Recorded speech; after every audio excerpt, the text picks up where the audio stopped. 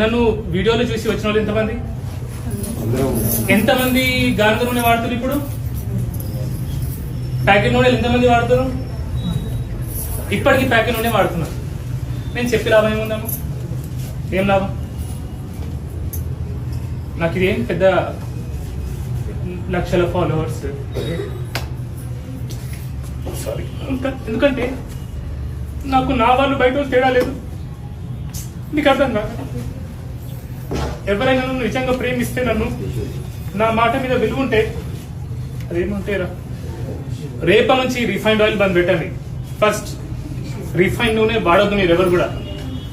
ఒకటి, చక్కెర వాడకండి, షుగర్ వాడకండి దయచేసి ప్లీజ్. మీకు చిన్న చిన్న పిల్లలు ఉన్నారు, ప్రేమిస్తారు కదా స్కూల్కి వెళ్ళే పిల్లలు. చాక్లెట్లు, బిస్కెట్లు, చిప్స్, ఫోన్లో చేతితో ఫోన్ ఇచ్చేసి అక్కడే. నేను ఎందుకు బతుకుంటున్నామా ఇవన్నీ? ఓకే, సో దయచేసి క్యాన్సర్ ఇలాంటి రోగాలు మనకు రావద్దంటే మళ్ళీ చెప్తా, నాకు సిగ్గు లేదు, మీకు బుద్ధి లేదు. చెప్పినా కూడా అదే చేస్తారు.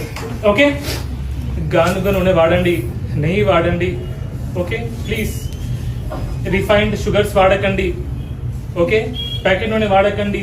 బిస్కెట్లు, చాక్లెట్, చిప్స్లు, ఫోన్లు పిల్లలకి ఇవ్వకండి. ఓకే, బయట తిండి తినకండి. ఓకే, ఇంట్లోనే వండుకోండి. మన పిల్లల్ని ప్రేమిస్తాం కదా, ఇంటి తిండే పెట్టాలి కదా. ఓకే, ఇంకా దయచేసి ఒక 16 గంటలు ఏం తినకుండా ఉండండి. ఎప్పుడు తింటూ ఉండకండి.